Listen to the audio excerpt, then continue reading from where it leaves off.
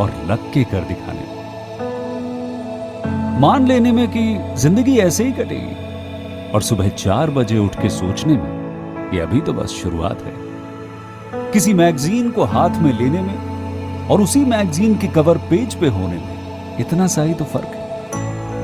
VIP seat में और उसकी पिछली सीट में इतना सा ही तो फर्क है। वो जिसका मैदान ही खुला आसमान है, वही कल जमीन पर तो था।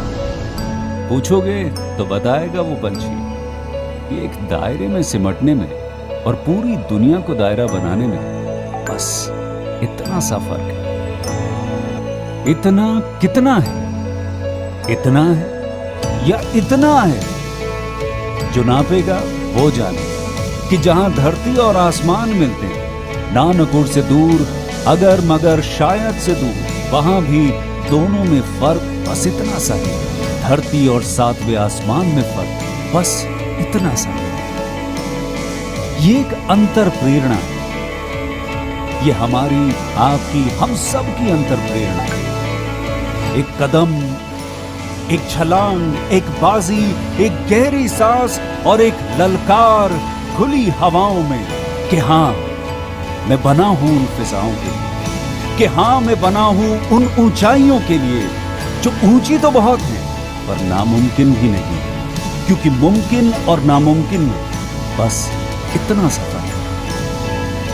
धूप छांव में फर्क बस इतना सा। तो बस चलिए फ्रेंचाइज इंडिया के साथ ये फर्क मिटा देते हैं। Franchise India. Friends, very good evening to all of you. I welcome you all on this webinar for Direct English. And I'm Sonia Chaudhary, Managing Director of Franchise India. And we'll talk the next 30 odd minutes on the opportunity that we bring to you today. And I'd like to start with perhaps setting a perspective on the opportunity for Direct English. And friends, I'll also request you if we can make this session interactive. There's a Q&A box at the bottom of the screen. As many questions you have on the business, the format, I'll be more than happy to answer that. At the same time, I'll also request, because I see quite an audience that have joined in. And if you come from any relevant experience or profile, I'm happy to even understand that. But otherwise also, if you're running some existing business, you're a professional, anything about yourself that you want to share with us, including your city of interest, I'm more than happy to maybe see that in the chat box. So I'll encourage all of you to write as many questions and also maybe a few lines about yourself, the city that you come from. And the second would be any related experience in this business that you have. Or even, your profile, whether you run a business, you're a professional, all that would be something that will come handy as I take you through this a small presentation. So friends, I'll set a perspective on this. And before I go on to Direct English, I'll talk a little bit about Franchise India. So Aptitude Studio is the company who's the master franchisee of Direct English, and which again has been invested by Franchise India. And so we have taken the master franchisee of Direct English for Indian territory, which is as recent as I would say about 30 odd days since we have formally launched Direct English opportunity for business buyers in the territory. And also as a company, Franchise India, we've known the business, the leadership and the management of Direct English for quite some time, but we only recently engaged into a formal agreement to represent as a formal partner for India. So about our company is what I will cover, Franchise India. I will also cover Direct English, the opportunity that we have at hand, and equally the qualification which is required in terms of how you can partner. And starting with Franchise India, friends, we are a 25-year-old enterprise which started, our business with one big vision of making India self-reliant. So entrepreneurship has been a very big vision with Franchise India. And through these 25 years, we've been working with entrepreneurs like yourself to help them buy a business. And equally, we've been working on the other side, which means companies, startup, international brands, to help them find partners and maybe, expand them in various geographies. So, So at the group level, I would say Franchise India, we create very intelligent synergies, and the combined strength of all our group companies put together is leveraged by each of the company with the interest we have in franchising, licensing, real estate, mid-market M&A. We have today, as I speak, a presence in about 96 cities in India and international markets, about 6 international markets, including Dubai, London, US, where we have our presence in. And we have positioned ourselves as a company which is investor-centric, franchised-focused company, where, through our various group companies, where we also run a very big media house, where we are partners with a company called Entrepreneur, which is the leading B2B magazine in the world. So we own the rights for entire Asia. We also are a platform where we advise investors like you to buy a business, and equally advise companies to expand and get them franchise ready. And also through our brokerage company, while we are representing Direct English here, but also if I talk about Franchise India's strength, through these years, we have understood various businesses, and we have been instrumental in, transacting or helping business buyers and companies expand. And nearly 1,500 to 2,000 is the gross transaction value every year that we raise from the market. When I say we raise that money from the market, which means the companies which give a mandate to Franchise India or investors who give a mandate to Franchise India to help them put their investments, approximately 1,500 to 2,000 crore is something, that we kind of raise every year. And also, at Franchise India, we have worked with more than 8,000 companies in making their franchise models, making them franchise ready, and bringing them to franchising. And nearly 470 plus companies, we have actually worked very closely to bring them to the Indian market. So when I talk about Direct English, I see there's a big value creation. So as a company, Franchise India, having our experience and working with thousands of companies, not only to bring them to the Indian market, but also working with many companies to help them expand. As a company, we are extremely selective about whom we want to partner. And Direct English was one such opportunity that we felt very, very I would say positive about. And secondly, we also understand today, UK service providers, they also enjoy a very big international credibility across the entire English language training, value chain, and hence our partnership with Direct English. So friends, I'll give you a little background also on the Direct English, and I'll take a small presentation that will take you through the business model, the format, what is there for us as an offering. And I'll request all of you guys keep writing your questions. I'm more than happy to answer. Great. Rocky ji, we have businesses. I think this particular session is not about many other opportunities that we want to talk about. So while we have taken a note of your query, if you're looking at any specific range of business, I'm sure the other part of our teams can definitely help you. But the opportunity of Direct English starts with about 18 lakhs of investment. So this might not be something I'll be able to take on this session. So maybe I'll request if we take that offline. So friends, the business model of Direct English has been made after studying, the Indian market. We have studied the competition. We have consulted not only maybe the primary market in the, the primary information, the secondary information, but we also reached out to franchisees. We understand the demand which is there, the pricing structure, and the model has been created in a way that it is able to compete with both, I would say, some of the key national players also, and obviously international players. So that's the I would say background on how the business model has been built after studying the nuances of the business at large. So what is Direct English? It is a company which is a pioneer, and they are global leaders in ELT, which is English language training. And Direct English comes with 120 years of heritage in language training to students all across the world. And through their mother company, which is Linguaphone, which has always been a pioneer in language learning and publishing. So Direct English is a part of a 120-year-old company called Lingua Group. And when I say a global leader, they are the oldest and the leading company in the world in the English language. The group is also, I would say, very proud to operate not only in UK, but they have presence in markets across the globe and nearly 20 odd countries where they're currently present. And they also have multiple other brands like Pengu English, Direct English being one of them, and also Lingua UK, which they run and operate in London and UK.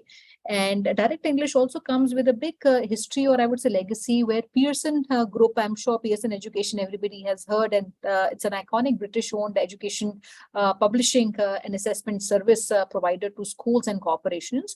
That was a company that had earlier, owned and later on it was bought by LinguaFon, the 120-year-old company from UK.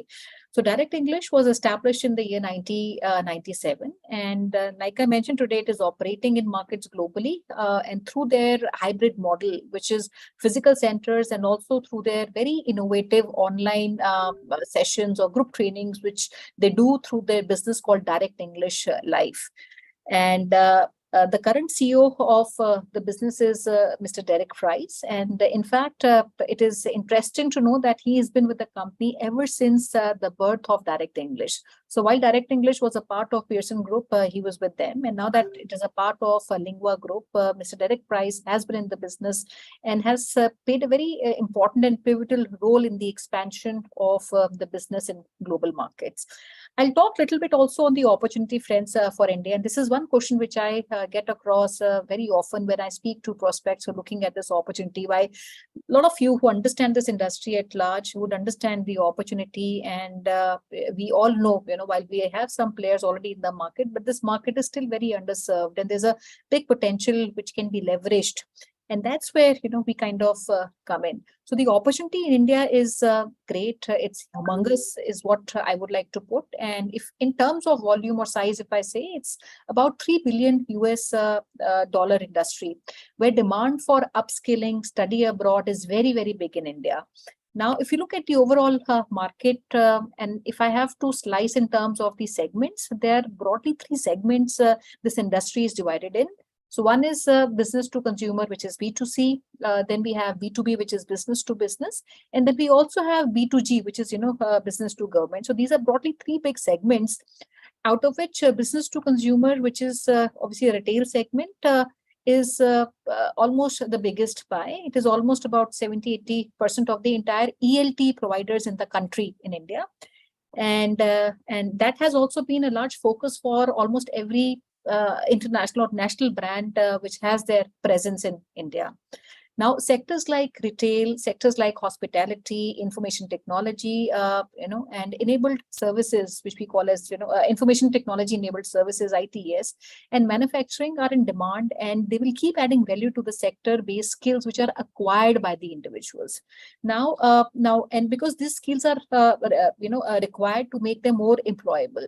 Now, on the business to business side, there is also a very strong opportunity for the ELT market in India, which covers the segments like your schools, institutions, higher education, which includes obviously your engineering colleges, MBAs, and third is corporates. When I say corporate, it cuts across the ITES, the information technology enabled services, which I would say, which are also referred to as BPOs. A big demand from sectors like tourism, hospitality, like I mentioned. So these are three broad segments, of which B2C, which is business to consumer, forms a very big segment, followed by B2B and B2G. So I'll request Harshika if we can place our second slide. Guys, keep writing in. I will take as many questions as I can. So, Mr. Rocky, let me, give me a moment to maybe present what the opportunity is. And I'm sure, as we take you through this presentation, a lot of, questions that you might have become clear. So I did talk about the company, Direct English. I gave you a brief.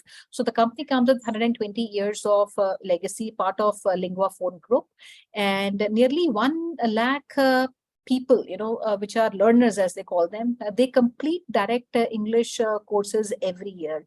And overall, 75 schools are being run by the company in about 20 countries, which means on an average, one center has nearly 1,300 students, which kind of, pass out every year from each center. They also started their online classes, which they started in 2020 when the pandemic had hit. And they do about 1,000 plus classes every year, which also has seen a very big growth now with the introduction of their hybrid model and online classes, which they call as direct English Live. They've also seen a big rise in a segment which was earlier either not able to come for reasons or maybe remote working. So that has been a plus here. Next slide, please.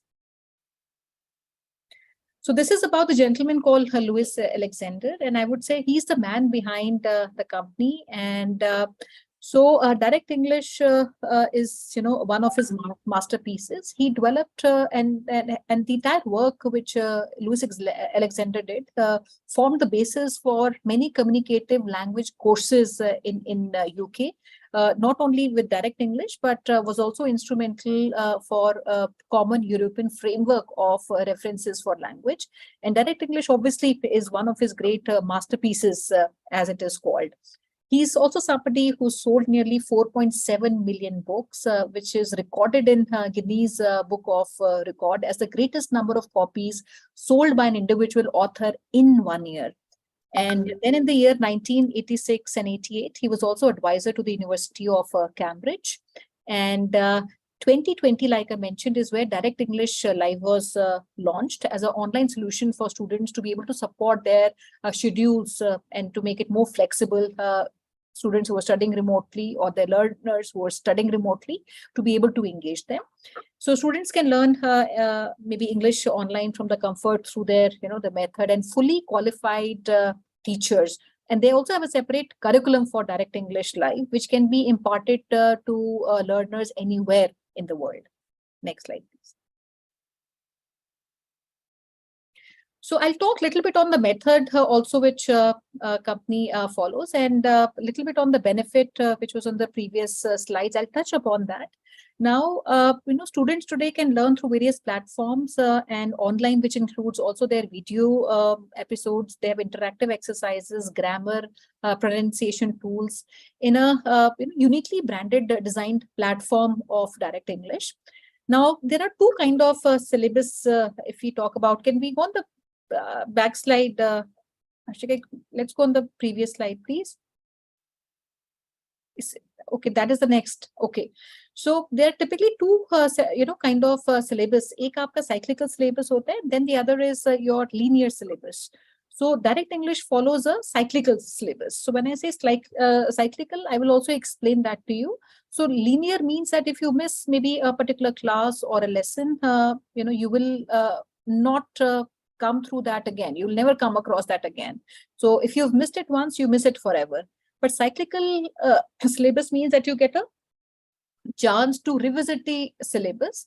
While it is not repetition of what you've done in one class is repeated in the subsequent classes, but it is more progressive in nature. So which means that it puts an extra layer of understanding and makes the syllabus understanding and absorption, I would say, more stronger. So the current method which the company follows, like I mentioned, is a unique learning method. In the syllabus, they have brought together their experience of the knowledge which they have gained over the last 120 years as a provider of language learning programs. And in all, if you see on the slide, there are in all about 8 levels. So to say, and which includes foundation plus 8 levels. So foundation can be maybe a level, one of the levels. So all in all, there are about 9 levels which are a part of the curriculum. So this is how the entire curriculum of Direct English is structured. So if you see, foundation is the starting I would say the very first level, while they treat one as the very first level, but foundation is where they have to teach maybe the basics of the language in the native language is where the foundation level comes in. And A1 and A2 are under 1, 2, and 3 levels, which are the basic levels. So the curriculum is basic under 1, 2, and 3, which is followed by intermediate. So overall, there are 9 levels, and 1, 2, and 3 are called the basic level, the basic learning curriculum. But all these levels are progressive. So 1, 2, and 3, they're all progressive levels. Second is intermediate, which is level 4, level 5, and level 6. 7 and 8 are the most advanced levels. So, and if you subsequently see the common European framework, this is how the entire curriculum is also developed, which starts with A1 and A2 as their levels, followed by B1 and B2 and C1. So these are 3 levels which the company follows. I'll explain that further, with an example. While the curriculum is very, very extensive in detail, and somebody who wants to understand offline, I'll be more than happy to come on one-to-one discussion. So at the end of the course, when the course is completed, the learner gets a CEFR aligned direct English certification, right? And direct English levels are also aligned, like I mentioned, with the common European framework, which is an internationally recognized standard, that goes from beginner level, which is A1, to advanced level, which is C1. 8 core levels. So 8 levels are the core levels, and each level has 9 units per level. So on every level, there are 9 units, which form a part of the curriculum. And under these units, there are lessons, right? So every unit has about 3 lessons. So which means about 27 lessons per level, forms a part of the curriculum. And overall, from A1 to C1, there are about 260 odd lessons, I would say. And also, if I talk about the structure of these levels, each level is divided into a presentation phase where the learner is given a presentation. They follow language study where they can even, read, so to say, and then is a practice phase where everything which has been delivered to them is also practiced by the learner. So level 1 to 3, as you see, is the basic stage. We also call that as a transaction stage. It is more functional in nature, which includes, a curriculum which is more on video, which is more on storyline, which is used. Level 4, 5, and 6 is more, I would say, expressive curriculum, where we include grammar topics which are covered. It also includes videos which are covered in level 1 to 3, but also includes a lot of non-video content, right? Because video makes it easy for somebody to comprehend. So level 4, 5, and 6, where it includes videos, but here they also start a lot of non-video content, which also includes a lot of reading, so to say. And then comes the final, which is level 7 and 8, which is more advanced level. This is required for maybe a higher confidence building, which is required for senior professionals, senior leadership, where they on their skills of language, and also, used for, I would say, in agreements, legal arguments, and all that is something which becomes a part of level 7 and level 8. Next slide, please. Now, this is where the current presence of direct English is. So if you can see all these 20 countries, which includes Bahrain, Bulgaria, India, like I mentioned, recently entered, Israel, Indonesia, Iraq, Kazakhstan, Malaysia, Myanmar, Palestinian territories, Portugal, Saudi Arabia, Singapore, Sudan, Thailand, Turkey, and Vietnam. So these are the countries where currently direct English is operating, and all the regions and countries, I would say, where they're operating, it is being operated through their master franchisee, who subsequently appoint maybe units and multi-units under them. Next slide. So I think I can skip this slide. I've covered the Indian market size, and these are some numbers that you can see the growth of the language over the years, starting with 2015, going up to 2022, where the current size of the business, like I said, is almost, $5 billion. And you see a very, high growth, which is almost double up in the last, I would say, 10 odd years. Next slide. So these are typical drivers, which I explained when I started off, which includes obviously your individual learners who want to understand the language. We have a very big segment of school students, education institutions, government institutions, which is B2G, which I talked about, and corporate learners. And also by age group, also we have defined the segmentation from 18 years to about 40 odd years. And these are typically the age groups, where the requirement or demand of the language is highest. And this is further segmentation on the right-hand side. When you see the pie, this is further segmentation of language in India, which is various languages. So Hindi obviously is 40%, 1% of the overall pie. English forms about 12%. And then we have our regional languages, which is Bengali, Telugu, Marathi, Gujarati, Kannada, and others. They all form the balance percentage in the pie. Next slide. So this is how we position direct English in India, and maybe while I'm coming on the model that we are offering. So as far as the market positioning is concerned, like I said when we started off, we did a big study to understand what the competition is doing, and I would say we have largely pegged ourselves with the international players in the market. So, and these are some of the examples we have given in terms of what these institutions charge in India, both in terms of their hourly rate, and which can be multiplied by the total charge for a session. And on the other side, on the right hand side, we've also taken into consideration the average batch size which these current companies offer. So which is British Council, Cambridge Academy of English, British Academy of English Language, and British Institute of English Language, and English Labs. So these are five such companies that we created a competitive analysis. And so on an average, when you look at the fee structure of these companies and you look at the fee structure of direct English, we kept it very, very competitive. So typically, the rates for example, British Council, at the top, when you see here, is almost about 800 to about 1,000 rupees is what they charge every hour. Similarly, Cambridge Academy of English, they charge almost about 600 plus rupees per hour. British Academy of English Language, they charge anything between, I would say, 250 to about 500 rupees, depending on the curriculum and the level. And British Institute of English Language, they charge anything between 200 to 400 odd rupees is the kind of fee structure they have per hour. And English Labs charges about 200 plus rupees per hour.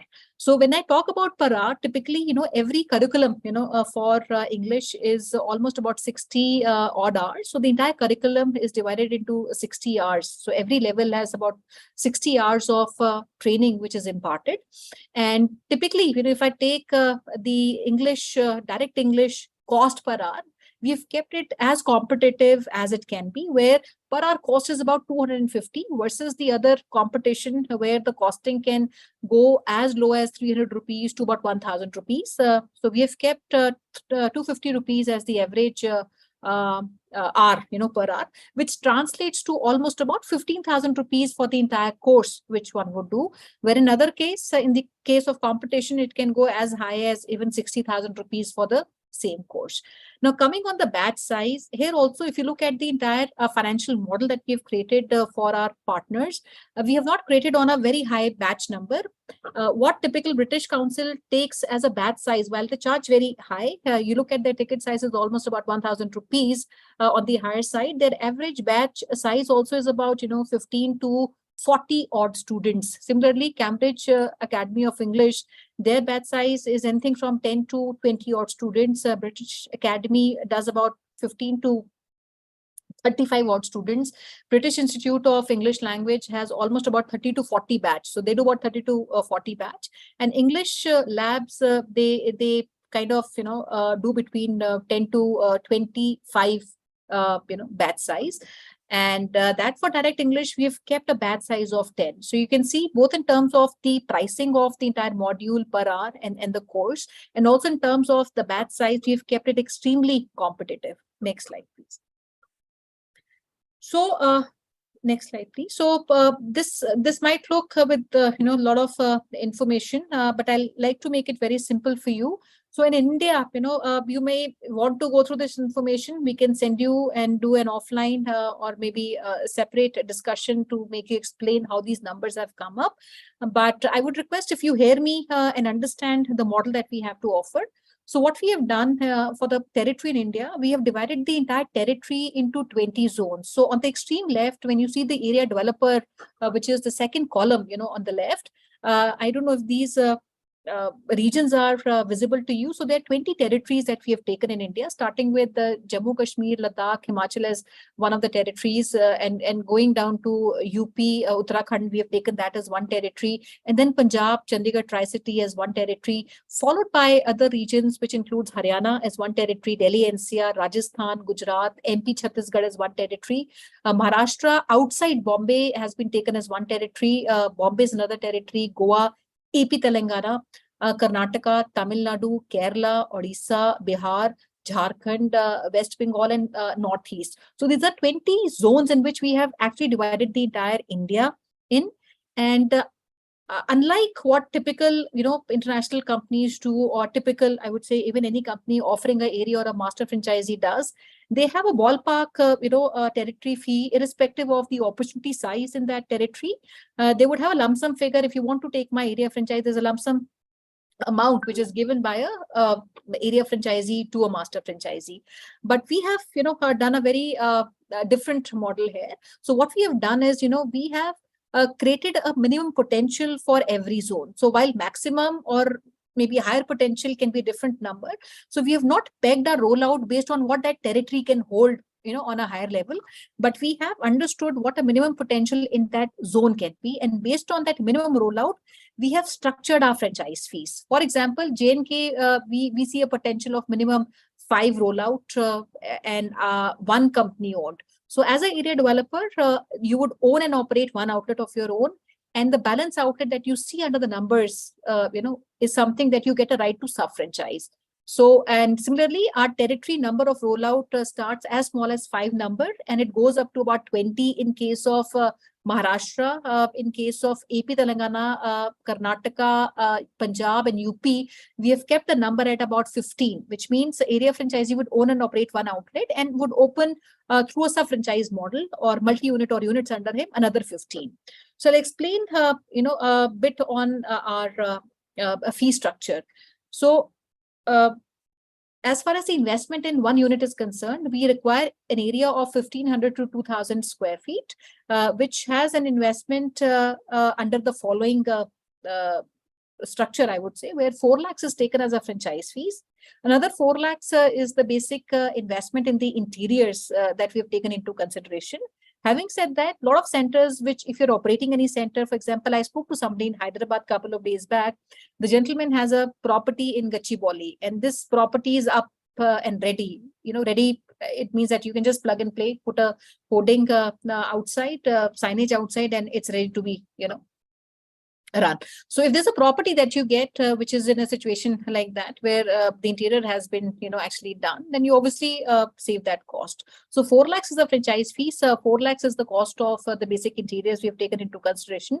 Another 4 lakhs we have taken for the 3 classrooms that you will build in that 1,500 to 2,000 square feet of space. And apart from that, another 2.5 to 3 lakhs we have taken towards the basic POS, signage, branding that you need to keep. And apart from that, 3 lakhs is the working capital inventory, that you need to keep with you, which is basically a registration kit that comes to a learner or a student when he enrolls with you. So all these elements put together becomes almost about 20 odd lakhs, including your working capital on the inventory. Now, coming on the area franchise structure, 4 lakhs is the franchise fees for a single unit. Now, this 4 lakhs is multiplied by the number of minimum potential in your region. Let me start by explaining an example of, for example, let me take UP, Uttarakhand as an example.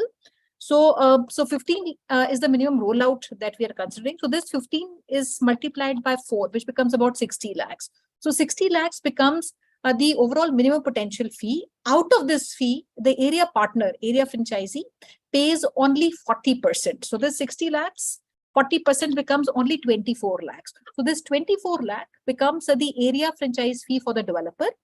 And the interesting part is that the area developer gets his own center fee waived off. So you're only paying 24 lakhs for that 15 rollout in your region. Your own center that you will own and operate comes without a franchise fee component, which is waived off. So let us also understand, what the area franchisee gets. So apart from his own fee waive off of his own center, area developer gets, in addition, 3 sources of revenues or income. Some income is fixed and some is recurring income. So the very first income that an area franchisee gets is a share in the franchise fees. So जो भी franchisees आपके नीचे आएंगे, 15 franchisees हैं, उनका एक share आपको आता है, which is approximately 60%. अगर 4 लाख का franchise fee है, 60% of that 4 lakh comes to an area developer on signing up of each unit under him. The second component of income is recurring royalty. So as an area franchisee, you also get a share in the royalty. Overall royalties are pegged at almost about 9%. So 3% is what the area franchisee keeps with him and retains with him.